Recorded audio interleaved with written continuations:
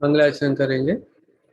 नमो अरहंताणम, नमो सिद्धाणम, नमो आयरियाणम, नमो वज्रायाणम, नमो लोय सब साहुणम।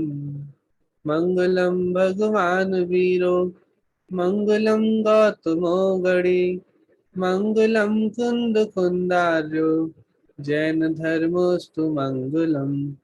सर्वमंगल मांगल्यम, सर्वकल्याणकारकम, प्रधानम सर्वधर्माणां, जैनम जयतु शासनम, जैनम जयतु शासनम। जीवमजीवम दव्वम, जिणवरवसहेण जेणणे दिठम, देवेन्द्रविन्दवन्दं, वन्दे तं सर्वदा शिरसा। एक सेकंड। चलिए, हमारी चर्चा श्री द्रव्य संग्रह जी ग्रंथ के तीसरे अध्याय पर चल रही थी और पिछली क्लासों में हमने ध्यान के विषय पर मतलब ध्यान का विषय प्रारंभ किया था और उसमें भी काफी कुछ चर्चा हमने पिछले क्लास में की थी। जो चार ध्यान हमने चालू किए थे, चार तरह के जो ध्यान होते हैं, उसमें से दो ध्यान की चर्चा हमारी पहले हो गई थी और बाकी के दो ध्यानों की चर्चा, धर्म ध्यान और शुक्ल ध्यान की चर्चा हमने कल की थी। वो सभी आपको ख्याल होगा। उसके बाद लास्ट लास्ट में कल हमने जो ध्याता की स्वरूप वाली एक गाथा थी, 48 नंबर की गाथा, वो भी की थी। उसका ही थोड़ा सा दोबारा से वहां से स्टार्ट करते हुए आज हम अपने विषय को प्रारंभ करते हैं। मैं एक बार स्क्रीन शेयर करता हूँ। आपको स्क्रीन दिख रही है? देखिए, तीसरा अधिकार हमारा चल रहा है जिसमें मोक्ष मार्ग अधिकार जो 39 से 58 नंबर की गाथा तक है। इसमें निश्चय व्यवहार मोक्ष मार्ग का वर्णन वाली 39 से 46 नंबर की गाथा है, वो हमने देख ली थी। और उसके बाद ध्यान, ध्याता, ध्येय, ध्यान का फल, इसका वर्णन 47 से 58 नंबर की जो गाथा है उनके माध्यम से हम कर रहे थे।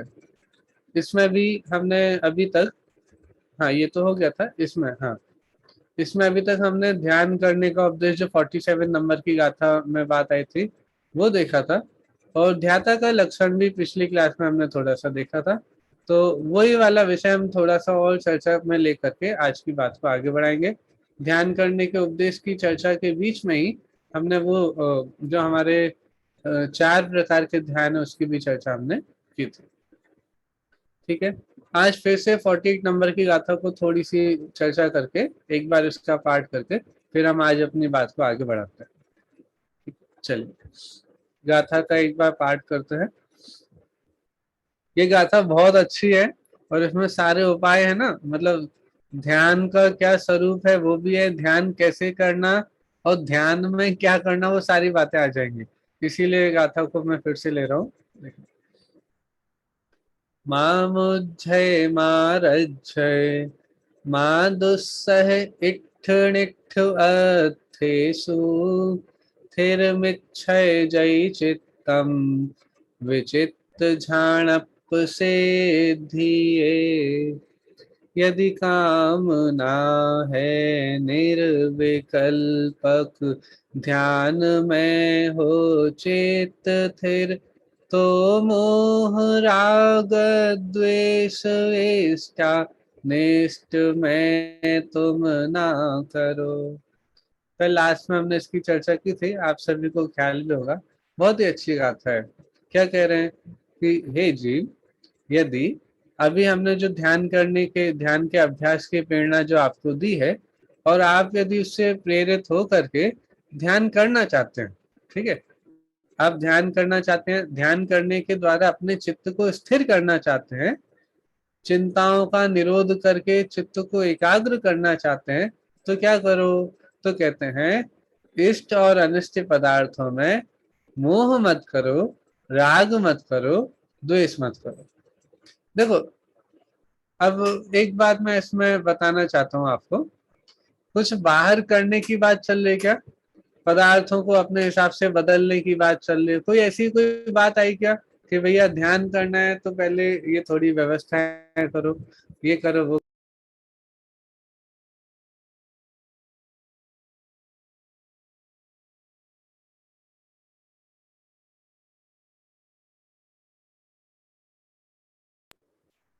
हाँ, तो कह रहे हैं कि जब भी आपको ध्यान करने की बात आएगी तो बाहर से कुछ भी नहीं करना। हाँ, अपने चित्त को एकाग्र करने के लिए या अपनी परिणति में दुख को दूर करके सुखी होने के लिए हम क्या करते हैं कि हम बाहर ही बाहर प्रयास करते हैं, बाहर पदार्थों को बदलना चाहते हैं, सारे के सारे प्रयास हमारे बाहर ही चलते हैं।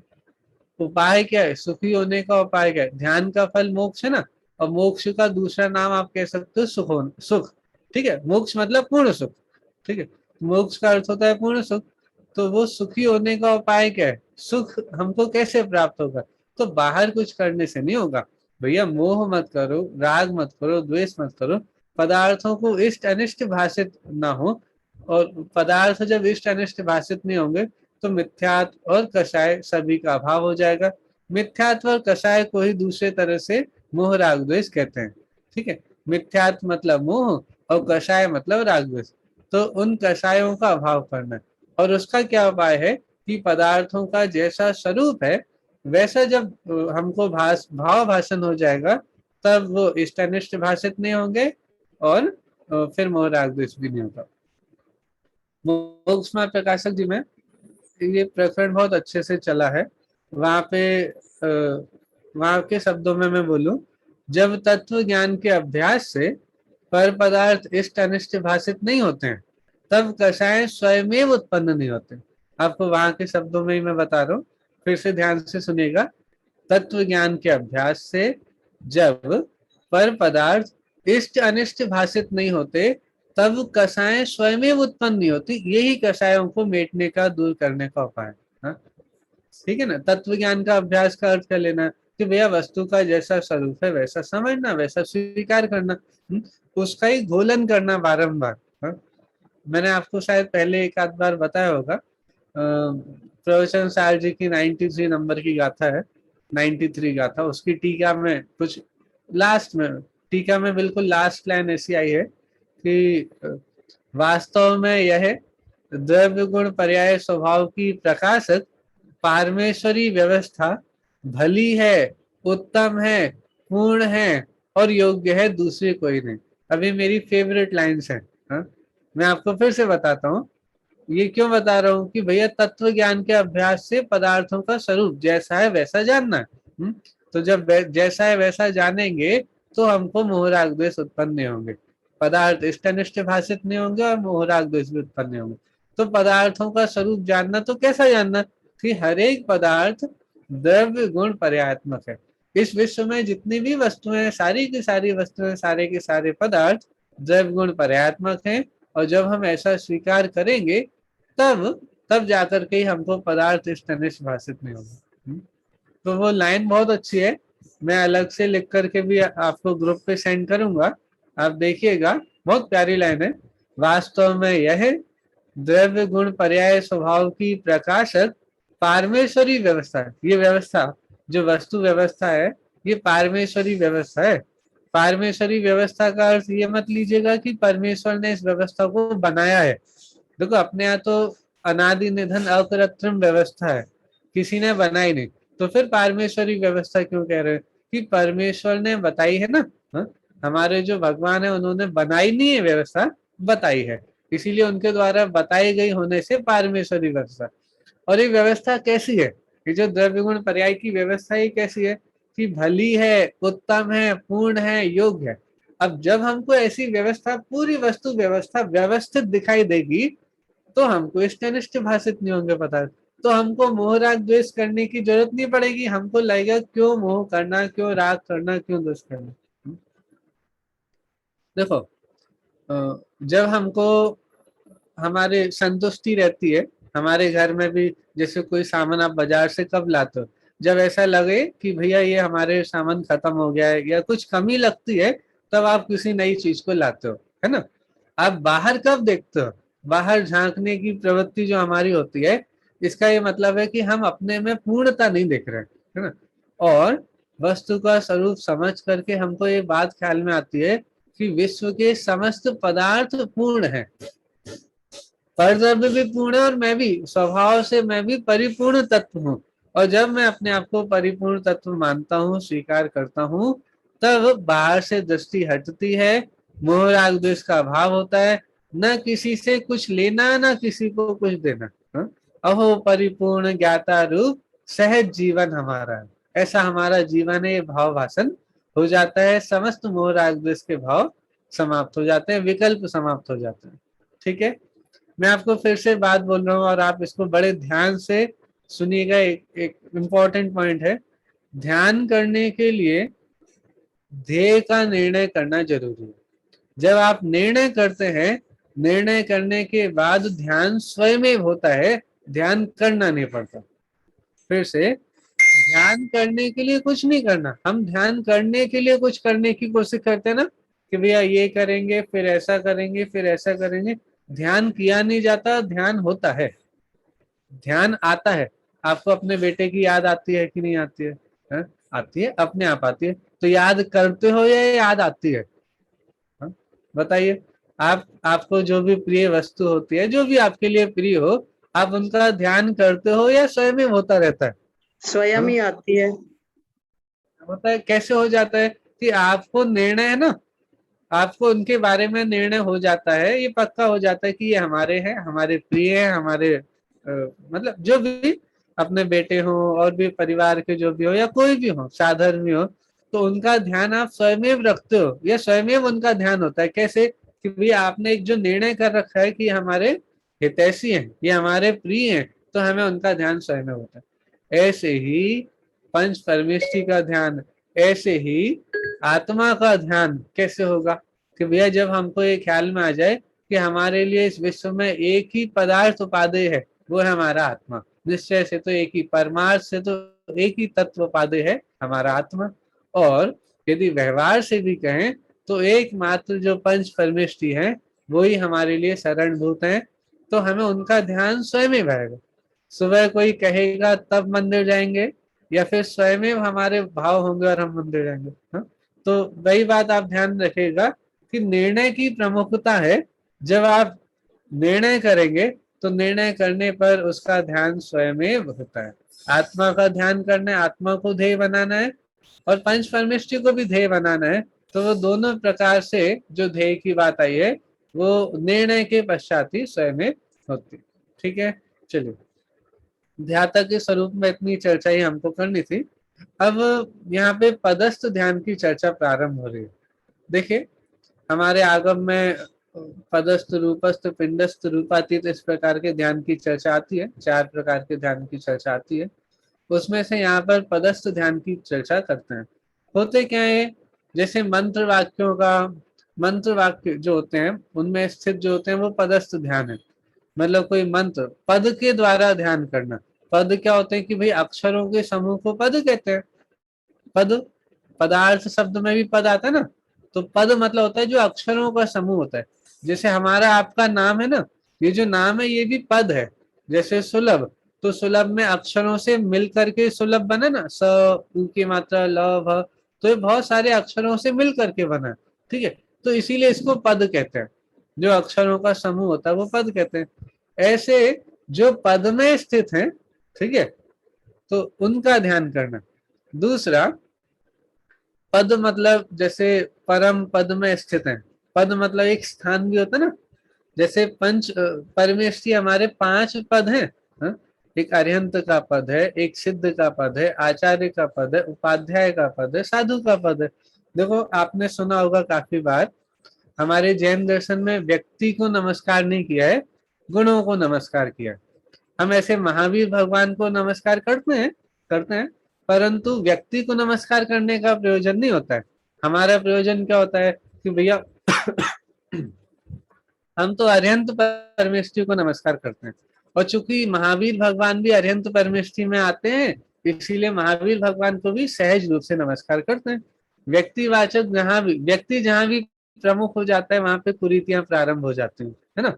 तो अपने यहाँ कभी भी व्यक्ति को मुख्यता नहीं दी है, गुणों की मुख्यता है। पद की भी मुख्यता है। पद की मुख्यता इसलिए कि उस पद में जो स्थित होंगे, जैसे अरिहंत पद में जो स्थित होंगे, सिद्ध पद में जो स्थित होंगे, आचार्य उपाध्याय साधु पद में जो स्थित होंगे, तो उनका भी उनको उनको भी हम नमस्कार करते हैं, वो भी हमारे लिए आराध्य हो जाते हैं। ठीक है। इसी प्रकार यहाँ पे मंत्र वाक्यों में जो स्थित होते हैं उनका ध्यान करना, ऐसे पंच परमेष्ठी जो होते हैं उनका ध्यान करना, वो पदस्थ ध्यान है। इसी प्रकार एक पिंडस्थ ध्यान भी होता है, वो निज आत्मा का जो चिंतन होता है वह पिंडस्थ ध्यान है। फिर सर्व चिद्रूप का चिंतन, वो रूपस्थ ध्यान है। और रूपातीत ध्यान भी है, वो है जो निरंजन होते हैं उन निरंजन का ध्यान, वो रूपातीत ध्यान होता है। अब इनके बारे में और भी काफी डिटेल हो सकता है अन्य जो ध्यान के विषय में, जहाँ पे विस्तार से बात आई होगी वहां पे विषय कवर हो जाते हैं। हम उसकी चर्चा ज्यादा नहीं करते हुए हम इस गाथा के माध्यम से चर्चा करेंगे, जहाँ पे पदस्थ ध्यान का स्वरूप बताया गया है, और समझेंगे कि यहाँ पदस्थ ध्यान में किसको लेना है, क्या लेना है। ठीक है, चलिए देखिए गाथा को पढ़ते हैं, और इसके बाद ही पंच परमेष्टि के स्वरूप को बताने वाली भी 5 गाथाएं हमारी प्रारंभ होंगी। देखिए पहले इस गाथा को पढ़ते हैं। पणतीस सोल छप्पय चदुदुग मेघम च जवह झाये हो, परमेठि वाचयाणम अर्णम च गुरुवैसेण, परमेष्ठि वाचक एक दो छः चार 16 5 और 35 अक्षर जपो नित, और अन्य गुरु उपदेश से। देखो बहुत अच्छी बात है। क्या कह रहे हैं, पदस्थ ध्यान का स्वरूप बता रहे हैं। और पदस्थ ध्यान के स्वरूप में जो पंच परमेष्टि हैं, जो परम पद में स्थित है, हम बोलते हैं ना परमेष्टि किसको कहते हैं, जो परम पद में स्थित होते हैं उनको परमेष्टि कहते हैं। ठीक है, तो ऐसे ही यहाँ पे परमेष्ठि वाचयाणम, उन परमेष्टि के जो वाचक हैं ऐसे शब्दों का ध्यान करना, उनको जपना, उनका ध्यान करना, हाँ, तो वो हमारे लिए मंत्र स्वरूप है। अब देखो हमको पंच नमस्कार मंत्र तो ख्याल है ही से, है ना, नमो अरिहंताणम, नमो सिद्धाणम, नमो आर्याणम, नमो वज्रायणम, नमो लोसवसाणम। हमारा जो नमस्कार मंत्र है इसमें भी कितने अक्षर होते हैं, 35 अक्षर होते हैं। तो अभी हम सबको देखेंगे 35 अक्षर कैसे होंगे। देखो तो कहते हैं परमेष्टि के जो वाचक हैं ऐसे 35 अक्षर, 16 अक्षर, 16 अक्षर से भी कैसे आएगा वो हम देखेंगे अभी। 6 अक्षर, 5 अक्षर, 4 अक्षर, 2 अक्षर, और एगम, एगम मतलब एक। और ये तो बता दी, इतनी तो संख्या बता दी, 35 16 6 5 4 2 1। परंतु गुरु के उपदेश से अन्य मंत्र, गुरु वैसेण अर्णम, और भी ये 35 अक्षर का मंत्र हो गया, 16 अक्षर का मंत्र हो जाएगा, 6 अक्षर का मंत्र हो जाएगा। परंतु गुरु के उपदेश से और भी कोई बड़ा छोटा किसी भी प्रकार का मंत्र और हो सकता है। तो गुरु के उपदेश द्वारा अन्य मंत्र भी जपो और उनका ध्यान करो। किनका ध्यान करो, मंत्र के द्वारा। कहा तो जाएगा मंत्र का ध्यान करो, लेकिन मंत्र के द्वारा उस मंत्र में जिनको नमस्कार किया गया है उन उस मंत्र से जो वाचक हैं, मंत्र के जो वाच हैं, ऐसे पंच परमेष्टि के ध्यान की बात यहाँ पे कर रहे हैं। ठीक है, अब हम इनको देखते हैं कैसे, जो अक्षर बताए ना इतने, वो देखते हैं कैसे। देखिए जब 35 अक्षर कहा तो 35 अक्षर तो हम सभी को याद है। 35 अक्षर किसमें, नमोकार मंत्र में सारे पदों में देखेंगे तो 35 अक्षर बनते हैं। ठीक है, पूरे नमोकार मंत्र में कुल अक्षर होते हैं 35, तो वो 35 अक्षर के माध्यम से लेना। ठीक है, फिर कहा था 16 अक्षर, तो 16 अक्षर में क्या हो जाएगा कि उनके जो नाम नाम है ना, वो नाम नाम लेंगे हम, जो हमारे पंच परमेष्ठी हैं उनके नाम अकेले को लेंगे तो वो 16 अक्षर हो जाएंगे। अब इसमें भी एक बात ध्यान रखना है, अरिहंत में 4 हो गए। ठीक है, अ रो हो तो, ठीक है, तो ये 4 अक्षर अरिहंत में हो गए। सिद्ध में 2 हो गए। ठीक है, 100 और 2। ठीक है, आधे आधे अक्षर को, मात्राओं को हम काउंट नहीं करते हैं, जो पूर्ण अक्षर होता है उनको ही काउंट करते हैं और मात्राओं को काउंट नहीं करते हैं। ठीक है, तो आप देखेंगे तो टोटल 16 बनेगा। देखो और हो तो अरहंत में 4 हो गए, सिद्ध में 2 हो गए। आचार्य को यहाँ पे आयरीय लेना है, ठीक है, क्योंकि यदि आप आचार्य लोगे तो 3 ही अक्षर होंगे, अ च य, ठीक है।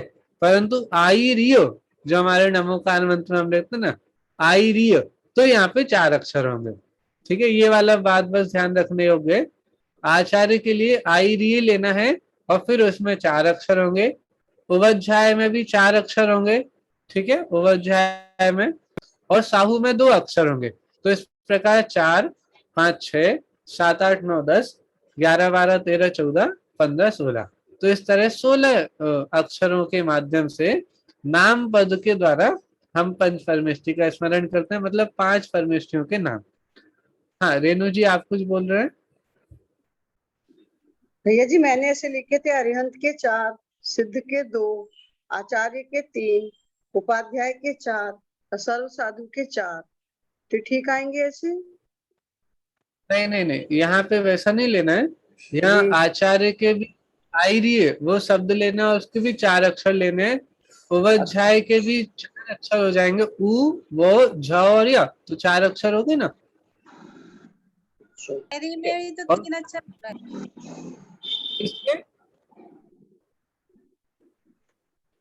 3 अक्षर किसमें बोल रहे हैं?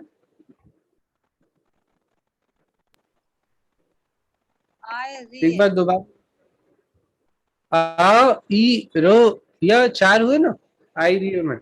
आ ई भी तो एक अक्षर हुआ ना, मात्रा थोड़ी ना, पूरा ई लिया है। यदि ई की अकेले मात्रा होती तो अलग बात थी, यहाँ पे तो ई पूरा लिया ना। तो आचा रा टंगा हुआ है। अच्छा आधा रा वही है उसमें। वही मैं आपको बोल रहा था कि आचार्य शब्द को हमारा संस्कृत का हिंदी का हो जाएगा। यहाँ पर आचार्य शब्द को लेकर के जो प्राकृत में नमोकार मंत्र में जो यूज करते हैं ना, आईरीय, नमो आईरीय, है ना, तो वो आईरीय लेना है। तो वो आचार्य को जो प्राकृत में लेते हैं आईरीय, तब जाकर के उसमें 4 अक्षर होंगे। तो इसमें याणम नहीं आएगा, आणम, जो आणम शब्द बना है वो हाँ वो नहीं आएगा। आपको ब्रह्मकार मंत्र में से बता रहा था कि आचार्य के लिए क्या शब्द लिया है। तो पूरा तो हम नहीं ले रहे, पूरा लेंगे तो फिर तो वो जब 35 अक्षर आएंगे तब हम पूरा लेते हैं, ठीक है। तो इतना ही याद रखना था, ये वाला मेन था आयरी का। बाकी तो आपको सब ख्याल में आ जाएगा, 16 अक्षर कैसे होंगे वो भी आपको ख्याल में आ गए। फिर 6 अक्षर बहुत आसान है। जाप करते हैं तो अरण से आचार उपाध्याय साधु ए ही करके करते हैं, आई रही है तो नहीं बोलते हैं। देखो हम बोलते हैं आचार्य बोलते हैं, ठीक है, कोई दिक्कत वाली बात नहीं है। देखो हमारे यहाँ ऐसी कोई दिक्कत नहीं है कि यदि आपने मतलब हिंदी की प्राकृत की जगह हिंदी शब्द ले लिया तो उससे कोई प्रॉब्लम हो जाएगी, कोई दिक्कत नहीं। देखो यहाँ तो आचार्य देव ने स्वयं ने बोला ना, गुरु के उपदेश द्वारा अन्य मंत्र को भी लो, तो कोई दिक्कत नहीं है। लेकिन हमको बस ये ध्यान रखना है कि हमारे मन में, हमारे अंतरंग में उन पंच परमेष्ठियों का बहुमान है या नहीं है, उनका स्वरूप हमको ख्याल में आता है नहीं है, या अकेले शब्दों का उच्चारण ही कर रहे हैं। हाँ? उन शब्दों के उच्चारण से उसके जो वाच्य हैं, ऐसे जो पंच परमेष्ठि हैं, उनका स्मरण हमको करना है, उनके स्वरूप का स्मरण करना है। तो आचार्य वो हिंदी शब्द हो जाएगा, संस्कृत का भी शब्द हो जाएगा, परंतु यहाँ प्राकृत की अपेक्षा से 16 अक्षर कह रहे हैं, ठीक है। चलिए, तो ये 16 अक्षर में हमको बस ये याद रखना था। अब आप आचार्य कह करके भी स्मरण कर सकते हैं, आयर्य कह के भी स्मरण कर सकते हैं, उसमें कोई दिक्कत वाली बात नहीं है। फिर यहाँ पे बता रहे अरिहंत सिद्ध, अकेले अरिहंत और सिद्ध बोलेंगे तो 6 अक्षर, ये नाम पद आ जाएगा, ठीक है, इसको भी नाम पद बोला है क्योंकि आपने यहाँ पे 2 परमेष्ठियों के नाम को स्मरण करना है, अरिहंत और सिद्ध, तो इससे 6 अक्षर हो जाएंगे। फिर है 5 अक्षर। 5 अक्षर ये भी काफी लोग इसका भी जाप करते हैं। इसमें क्या है कि इसमें पांचों ही परमेष्टि के पहले पहले पद हैं, पहले पहले पद हैं, उनको मतलब आदि, आदि मतलब अरिहंत का अ ले लिया, सिद्ध का सी ले लिया, आचार्य का अ ले लिया, उपाध्याय का उ ले लिया और साधु का सा ले लिया, तो असी आउसा, तो ये 5 अक्षर का पद हो जाएगा, ठीक है। इसी प्रकार 4 अक्षर का भी, तो मात्र अरिहंत अरिहंत अरिहंत अरिहंत, हाँ?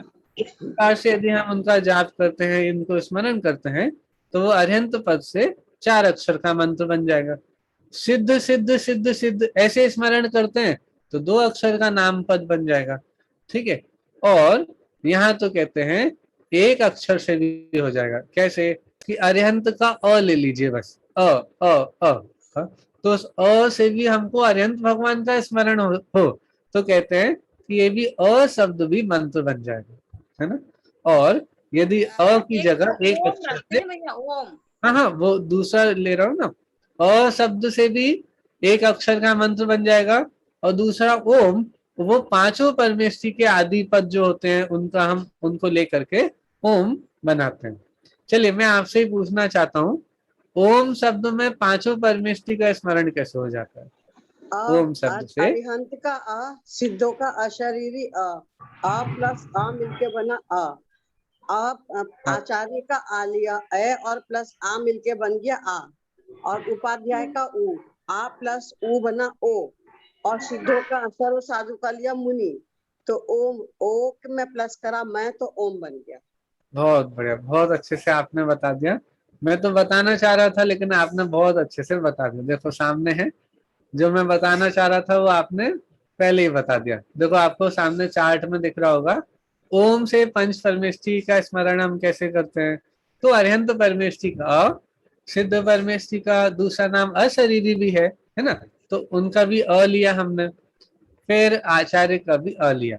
अब आपने संस्कृत में देखा होगा कि चाहे तो लघु हो चाहे दीर्घ हो, दीर्घ और ह्रस्व स्वर होते हैं ना, तो उनको जब हम मिलाते हैं तो वो दीर्घ स्वर ही बन जाता है। छोटा आ बड़ा आ मिलाएंगे तो भी आ बनेगा, दो छोटे आ में एक बड़ा आ मिलाएंगे तो भी आ ही बनेगा, ठीक है। तो अ प्लस आ का बनेगा आ। फिर उसमें उपाध्याय का ऊ लेंगे और ऊ उसमें जोड़ेंगे तो आ और ऊ का गुण संधि हो जाएगा, वहां पे ओ हो जाएगा, ठीक है। और मुनि, मुनि में से हम अनुस्वार ले लेंगे, म ले लेंगे अकेले, जो व्यंजन है सिर्फ उसको ले लेंगे। तो उस म व्यंजन को लेंगे तो उसमें ओ और म जो उनको जोड़ने पे ओम बन जाता है। और उस ओम से भी जो एकाक्षरी ही है उससे भी हम पंच परमेष्ठी का स्मरण करते हैं, ठीक है। तो इस तरह से पंच परमेष्ठी का स्मरण के लिए यहाँ पे इतने सारे मंत्र बताए, 35 अक्षर का, 16 अक्षर का, 6 अक्षर का, 5 अक्षर का, 4 अक्षर का, 2 अक्षर का, 1 अक्षर का। और गुरु के उपदेश से अन्य मंत्र भी हमको प्राप्त हो सकते हैं, उनके द्वारा भी हम पंच परमेष्ठी का स्मरण कर सकते हैं, ठीक है। हाँ कुसुम जी आप कुछ बोल रहे हैं क्या?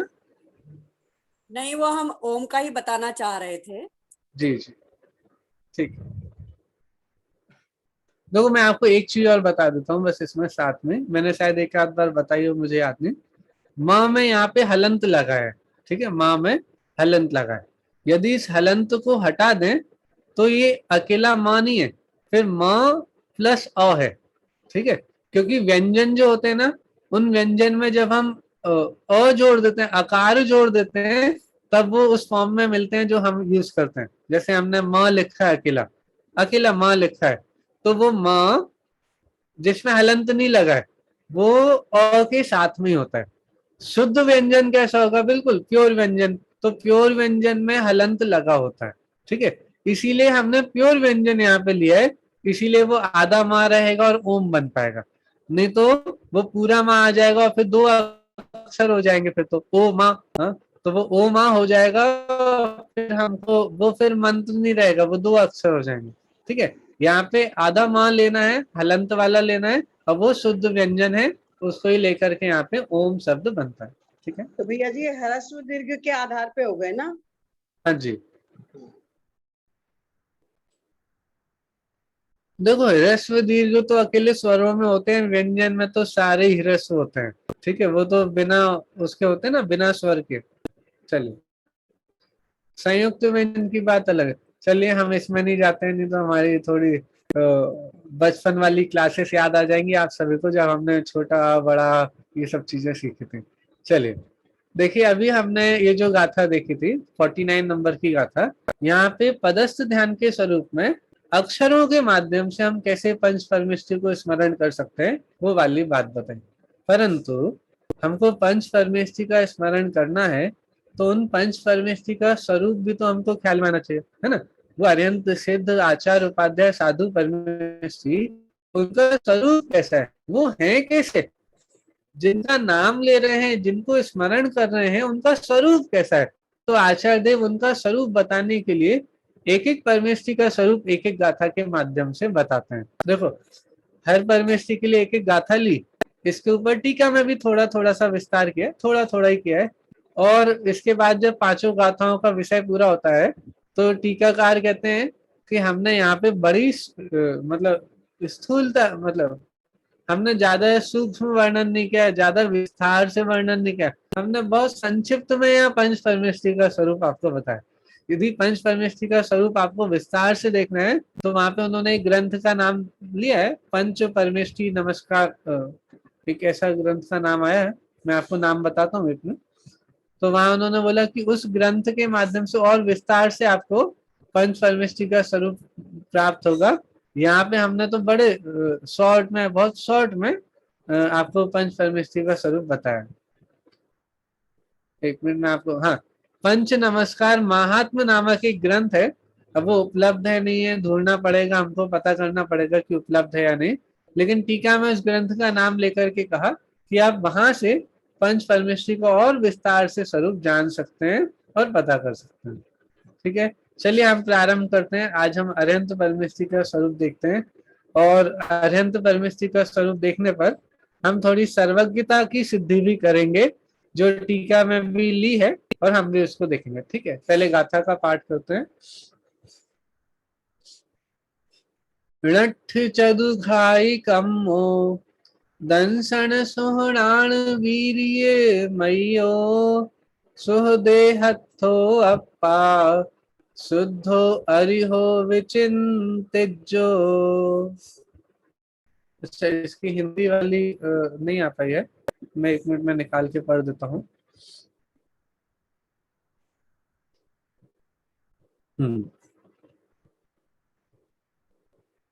नाश कर चौघाति दर्शन ज्ञान सुख अर वीरमय शुभ देह थित अरिहंत जिनका नित्य प्रति चिंतन करो। बहुत अच्छी गाथा है। क्या कह रहे हैं, अरिहंत परमेष्ठी का स्वरूप यहाँ पे बता रहे हैं। क्या बता रहे हैं, अरिहंत परमेष्ठी हमारे कैसे हैं? तो कहते हैं णट्ठ चदु घाई कम्मो। नष्ट मतलब नष्ट किए हैं। किनको नष्ट किया है? चदु अर्थात चार, घाई कम्मो अर्थात घाती कर्मों को, अर्थात जिन्होंने चार घातिया कर्मों को नष्ट कर दिया, उनका अभाव कर दिया। और कैसे हैं? दंसन सोह राण वीर्य मयो, अर्थात दंसन जो अनंत दर्शन, सोह मतलब अनंत सुख, राण मतलब अनंत ज्ञान, और वीर्य, वीर्य मतलब अनंत वीर, मयो मतलब उनसे सहित है। तो जो अनंत दर्शन, अनंत ज्ञान, अनंत सुख, अनंत वीर, ये जो हमारे अनंत चतुष्टय है ना, अनंत चतुष्टय, तो अनंत चतुष्टय से युक्त है। अरिहंत भगवान कैसे हैं कि भैया जिन्होंने घाती, चार घाती कर्मों का भाव किया है, और जो अनंत चतुष्टय से युक्त है। और कैसे हैं अरिहंत भगवान? तो कहते हैं सोह देहत्थो, अर्थात सप्त धातु रहित परम औदारिक शरीर में स्थित है। देह भी कैसी है? सुह, शुभ देह। सुह मतलब शुभ होता है ना। यहाँ पे जब भी प्राकृत में आप सोह शब्द देखेंगे तो वहां पे सोह शब्द का बहुत मतलब मोस्टली तो शुभ अर्थ होता है। तो यहाँ पे उनकी देह को शुभ बोल रहे हैं। अरिहंत भगवान है ना, सिद्ध भगवान तो देह से रहित हो गए, परंतु अरिहंत परमेष्ठी के तो अभी देह विद्यमान है ना। परंतु कैसी देह है कि भैया सप्त धातु से रहित है। सप्त धातु से रहित है। स्थूल निगोदिया जीव भी उनके शरीर में नहीं पाए जाते। हाँ, औदारिक शरीर में तो निगोदिया जीव होते ही है। हमारे आपके जो औदारिक शरीर है, इस औदारिक शरीर में स्थूल निगोदिया जीव होते हैं। परंतु जैसे ही 12वें गुणस्थान से 13वां गुणस्थान होता है ना, अरिहंत अवस्था प्रकट होती है, उसी समय अरिहंत अवस्था प्रकट होने के समय पर उस शरीर में से, औदारिक शरीर में से समस्त निगोदिया जीवों का अभाव हो जाता है। सभी बादल निगोदिया जीवों का अभाव हो जाता है, और वो जो देह होती है वो औदारिक से परम औदारिक हो जाती है। उसमें से सप्त धातु भी रहित हो जाती है। सप्त को धातुआं जो होती है उनसे भी रहित होकर के उनका देह, अरिहंत भगवान का जो देह होता है वो औदारिक से परमौदारिक हो जाता है। और कैसे हैं कि अरिहंत भगवान 18 दोषों से रहित है ना। 18 जो दोष होते हैं, क्षुधा तुषा आदि, उन सब 18 दोषों से अरिहंत भगवान रहित होते हैं। और कैसे हैं, शुद्ध ज्ञान आदि सहित है। देखो सुहदेह, तो यहाँ तो देह की अपेक्षा से बताया कि देह की अपेक्षा से शुभ देह है। शुद्धों में क्या ले रहे हैं कि आत्मा की तरफ से मुख्यता से बात है क्या, कि वे शुद्ध ज्ञान आदि से सहित है ना, तो इसीलिए शुद्ध है। और 18 दोष आदि भी जो दूर हो गए हैं अरिहंत भगवान के, तो वो उन 18 दोषों से रहित होने के कारण से भी शुद्ध है। और कैसे हैं, अरिहो अप्पा, वे आत्मा अरिहंत परमात्मा है और वे विचिंतित जो अर्थात ध्यान करने के योग्य हैं, उनका ध्यान करना चाहिए। ठीक है, सारी विशेषताएं बताएं, कितने अच्छे से स्वरूप बताया कि अरिहंत भगवान कैसे हैं। अच्छा नीता जी आप कुछ बोल रहे हैं क्या? हाँ हाँ हाँ, मैं बोल रही थी कि स्थूल निगोदिया और बादर निगोदिया ये हाँ, वो क्या एक है, ये समझाना। देखो देखो हमने जब हमने जीव समाज की चर्चा शुरू में की थी, जीव अधिकार में थोड़ी सी की थी, वहां हमने देखा था कि दो तरह के जीव जो एक इंद्रिय आदि में होते हैं, वो दो तरह के जीव देखे थे। एक तो सूक्ष्म और बादर। सूक्ष्म जीव कौन से होते हैं, जो न किसी से रोकते हैं, न किसी को रोकते हैं, न किसी को अड़ते हैं, पानी में गलते नहीं है, आग में जलते नहीं है, वायु में बहते नहीं है, ऐसे जीव कहलाते हैं सूक्ष्म जीव। ठीक है, वो आर पार हो जाएंगे, वज्र से भी जो आर पार हो जाएंगे, उससे भी आड़े नहीं होते, वो होते हैं सूक्ष्म। और बादल जो किसी से अड़ जाते हैं, रुक जाते हैं, वो सभी कहलाते हैं बादल जी। हमारे जो शरीर में, औदारिक शरीर में, जो सप्त धातु में शरीर है, इसमें जो अभी निगोदिया जीव की बात आती है, वो बादल निगोदिया जीवों की बात हम करते हैं। ठीक है, इस शरीर में, औदारिक शरीर में बादल निगोदिया जीव भी अनंतों की संख्या में बादल निगोदिया जीव पाए जाते हैं, है ना। तो वो बादल निगोदिया जीवों का अभाव अरिहंत पर, जैसी अरिहंत अवस्था प्रकट होती है, उस औदारिक शरीर में से बादल निगोदिया जीवों का अभाव हो जाता है। और वो देखो सूक्ष्म निगोदिया शरीर तो तीनों लोकों में ठसाठस भरे हैं, चाहे समूह शरण हो, चाहे अरिहंत भगवान की देह हो, वहां पे भी सूक्ष्म निगोदिया जीवों को रोकने में कोई समर्थ नहीं है ना, क्योंकि वो तो रोकते ही नहीं ना किसी से, तो उनका तो आना जाना चलता रहेगा। परंतु जो बादल जो रोग थे, जो हमारे शरीर में भी थे, उनका अभाव हो जाता है, और उनके अब शरीर से बादल निगोदिया जीव नहीं चिपकेंगे, मतलब उनके शरीर में प्रवेश नहीं करेंगे, और उनसे रहित होकर के वो परम औदारिक शरीर में उनका आत्मा विद्यमान है। ठीक है, ओके। ठीक है, अब इसमें भी काफी सारी चर्चा हो सकती है, परंतु हम इसकी चर्चा ज्यादा डिटेल में, हाँ, क्योंकि आप सभी को अरिहंत परमेष्टि का स्वरूप तो बहुत अच्छे से ख्याल में है, इतना मुझे विश्वास भी है। ठीक है, बस इतना है कि मैं 18 दोषों के नाम आपसे पूछ सकता हूँ, वो भी आप बता ही देंगे, मुझे भरोसा है। हाँ, मधु जी बता रहे हैं, कुसुम जी ने भी हैंड रेस जल्दी से कर लिया है। चलिए ऐसा करते हैं, दोनों जन से हम पूछ लेंगे। पहले मधु जी बता दीजिए। जन्म जिरा तिरखा क्षुधा विस्मय आरद खेद रोग शोग मद मोह भय निद्रा चिंता स्वेद राग देश और मरण जुत, ये अष्टादश दोष ये अरिहंत भगवान के नहीं होते हैं। बहुत बढ़िया। इस तरह, हाँ कुसुम जी से भी हम एक बार पूछ लेते हैं। शुद्ध पिपासा शीतोष्ण दंश मशक नाग्न्या रति स्त्री चर्या निषद्या शय्या क्रोश वध याचना लाभ रोग दृढ़ स्पर्श मल सत्कार ये तो 22 पुरस्कार। परी से हो गए ना, आप 22 परी से बता रहे हैं। तो 22 परी से हो गए ये तो। हाँ, अच्छा अच्छा, ओके जी, ओके ओके। क्षुधा तृषा भय द्वेष, ये सब भी आएंगे ना अपने तो इसमें 18 दोषों में। हाँ जी, बता रहे हैं। शुद्ध पिपासा जरा तंग के जन्मांतक भय इसमया न राग देश मोह से यस्याप्ते से प्रकृति थे रतन का श्रावकाचार में भी इसका दो अर्थ है। आपने बता दिया, बहुत बढ़िया बहुत बढ़िया। चलिए देखो काफी सारे हैंड रेस हैं, जितू दीदी ने भी किया है, रेनू जी ने भी किया है। देखो मैं आपको काफी बार बता चुका हूँ कि मैं आपके साथ में पढ़ रहा हूँ, आपको पढ़ा नहीं रहा हूँ, है ना। हम बता रहे हैं। हाँ बताइए। जन्म जरा त्रषा क्षुधा विस्मय अरति खेद रोग शोक मद मोह भय निद्रा चिंता स्वेद राग द्वेष मरण। ठीक है। इस तरह से जो 18 दोष होते हैं, ये सारे के सारे दोष अरिहंत परमेश्वरी के नहीं होते। इन सभी दोषों का अभाव अरिहंत परमेश्वरी ने कर दिया। ठीक है। और ऐसे 18 दोषों का अभाव करके भी वो शुद्ध हुए, है ना। दो दोषों का अभाव करेंगे तो शुद्धता प्रकट होगी ना। यदि कोई चीज दोष से सहित है तो अशुद्ध है, और दोष का अभाव हो गया तो शुद्ध हो गए। तो उसी तरह यहाँ पे अरिहंत परमेश्वरी का स्वरूप यहाँ पे हमने देखा। अब यहाँ पे एक बात की चर्चा हम करते हैं। हमारे अरिहंत भगवान कैसे हैं? वीतरागी होते हैं, सर्वज्ञ होते हैं, और उन अरिहंत भगवान में से कुछ अरिहंत भगवान हितोपदेशी भी होते हैं। क्यों? क्योंकि जिनका उपदेश होता है, जिनकी दिव्य ध्वनि खिड़ती है, उनमें हितोपदेशी पना लागू होता है।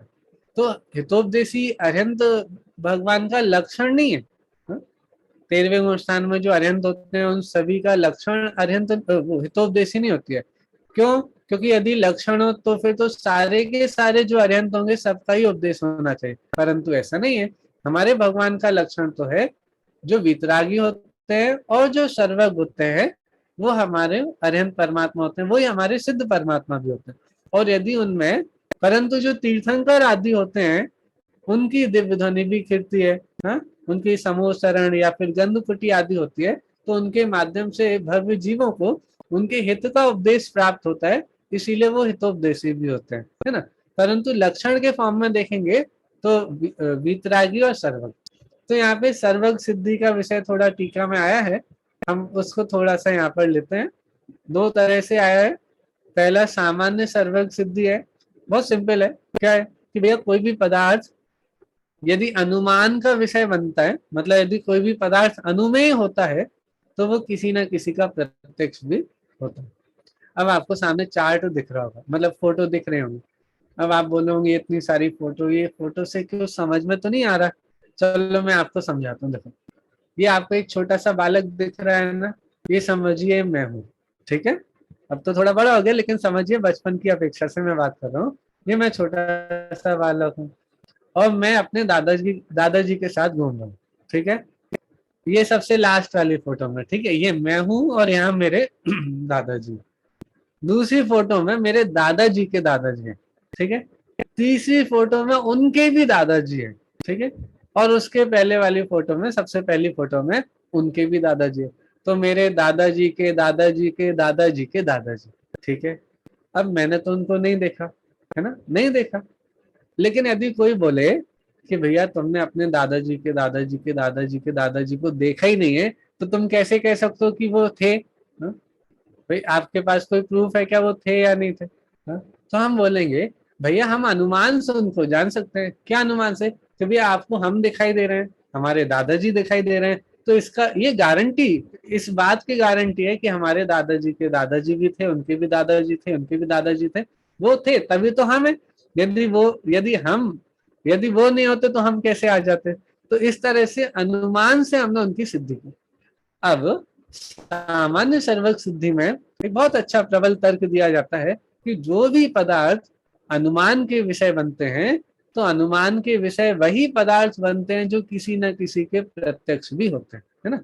तो इस तरह से हम सामान्य सर्वज्ञ सिद्धि करते हैं। और ये विषय बड़ी सुंदरता से आत्ममीमांसा जी ग्रंथ में आया है।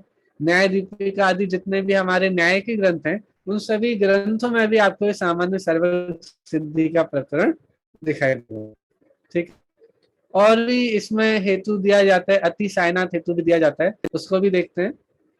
देखिए, अब ये भी आपको थोड़ा सा फोटो से आप लोग काफी लोग समझ जाते हैं। देखो, ये जो पहले 3 ताव के बाद क्या है, ये सोना होता है ना। सोना पत्थर फॉर्म में जब खदान से निकलता है तो कैसा होता है? बिल्कुल मिट्टी, ऐसा मटीला सा ऐसा होता है। ठीक है। परंतु उसी को जब आप ताव देते हैं, मतलब जब आप उसको गर्म करते हैं बहुत, ठीक है, ऐसे, तो ताव देने पर वही कैसा हो जाता है, चमकने लगता है। और बिल्कुल पूरी ताव देते जाएं। कितने ताव दिए जाते हैं मुझे याद नहीं आ रहा, 16 ताव दिए जाते हैं, कितने दिए जाते हैं? 16 ताव 16 दिए जाते हैं। तो वो 16 ताव देने पर वो शुद्ध सोना हमारे सामने आ जाता है। इसका मतलब क्या है? ये तो आपको ऐसे ही शक्कर का भी यहाँ पे उदाहरण है, ठीक है, शक्कर का नहीं, चावल का है, ये चावल का है। जैसे चावल है तो यदि चावल को आप पहले रखेंगे, ठीक है, तवे पे रखेंगे, और फिर जब वो उबल जाएगा तो बड़ा हो जाता है, उसकी लंबाई बढ़ जाती है ना। अब ये जो उदाहरण है इससे हम क्या सिद्ध करना चाह रहे हैं कि भैया देखो, जैसे अतिशायन हेतु है, अतिशायन मतलब हम जगत में भी देखते हैं कि कुछ चीजें कम कुछ चीजें ज्यादा होती है ना। भाई किसी के ज्ञान कम होता है, किसी के ज्ञान ज्यादा पाया जाता है, किसी के राग द्वेष की हानि ज्यादा दिखाई देती है, किसी के कम दिखाई देते हैं, किसी के राग द्वेष तीव्र दिखाई देते हैं, किसी के कम दिखाई देते हैं।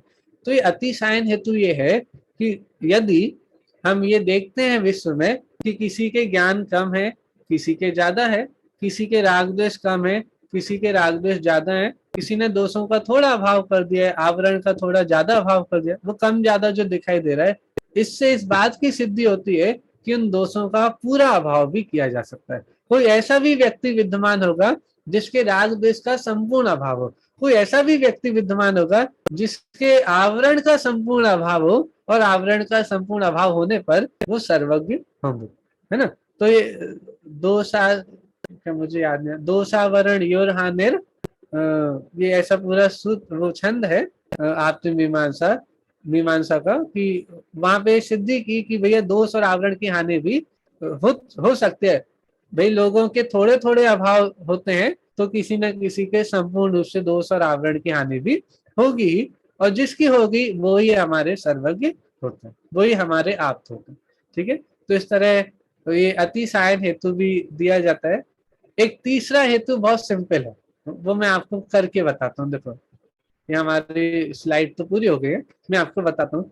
चारवाक मत का कोई जीव है, ठीक है, कौन? चारवाक मत का जीव। तो कहता है कि भाई हमने तो कभी सर्वज्ञ को देखा ही नहीं, तो हम कैसे मान लें कि सर्वज्ञ होते हैं?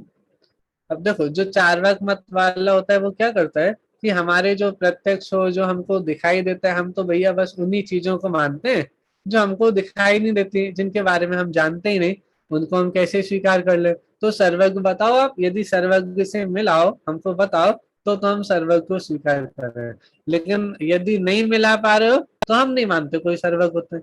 तो हमने बोला भैया ठीक है, ठीक है, आप हमारी बात सुनो। आप ये बताओ कि आप हम ये मान रहे हैं कि अभी वर्तमान काल में इस क्षेत्र में सर्वज्ञ नहीं है। तो वो कहता है नहीं नहीं, यहाँ भी नहीं है और कहीं भी नहीं है।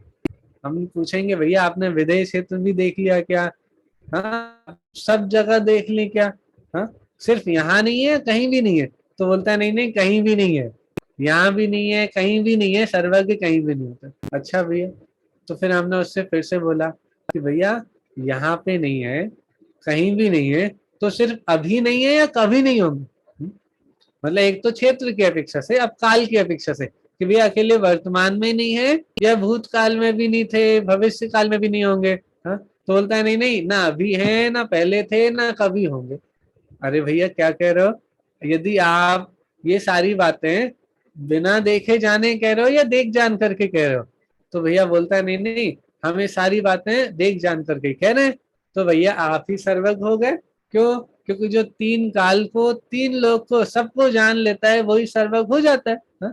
तो इस तरह ये चारवाक मत के सामने भी हमने सर्वज्ञता की सिद्धि की कि भैया यदि आपको सर्वज्ञ का निषेध भी करना है तो बिना सर्वज्ञ को स्वीकार किए आप सर्वज्ञता का निषेध भी नहीं कर सकते। अर्थात सर्वज्ञता का निषेध कर ही नहीं सकते।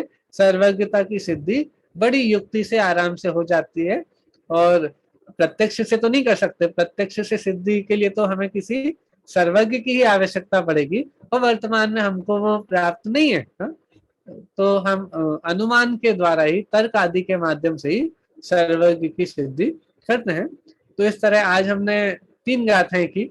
48 नंबर की गाथा जो हमने कल कर ली थी वो दोबारा से देखी।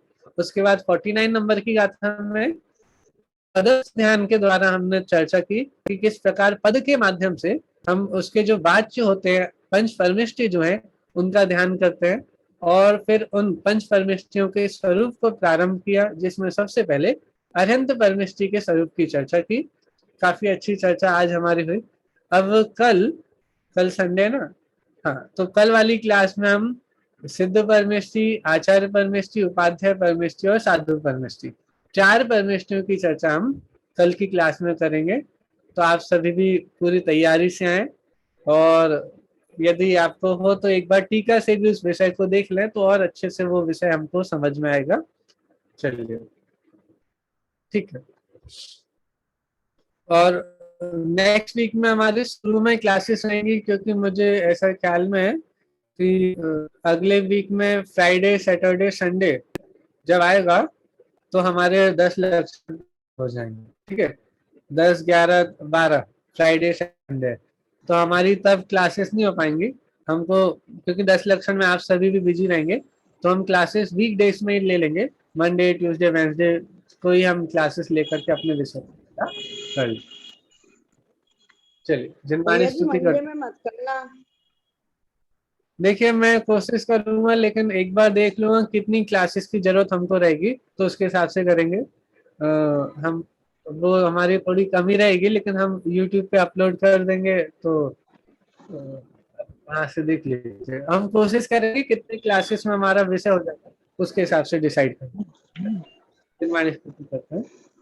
साची तो गंगा यह वीत रागवाणी, अब छिन्न धारा निज धर्म की कहानी। जामे अतहि विमल अगाध ज्ञान पानी, जामे अतहि विमल अगाध ज्ञान पानी। जहाँ नहीं संशय आदि पंख की निशानी, सांची तो गंगा यह वीत रागवाणी, अविछिन्न धारा निज धर्म की कहानी। सप्तभंग जहाँ तरंग उछलत सुखदानी, सप्तभंग जहाँ तरंग उछलत सुखदानी। संत चित मराल वृंद रमे नित्य ज्ञानी, सांची तो गंगा यह वीत रागवानी, अविछिन्न धारा निज धर्म की कहानी। जाके अवगाहन ते शुद्ध होए प्राणी, जाके अवगाहन ते शुद्ध होए प्राणी। भाग चंद ने चय घट माहिया प्रमाणी, सांची तो गंगा यह वीत रागवाणी, अविछिन्न धारा निज धर्म की कहानी। जाने ज्ञान ते सूझे लोकालोक, सो वाणी मस्तक नमो सदा देतु लोक। 9 बार नमोकार मंत्र।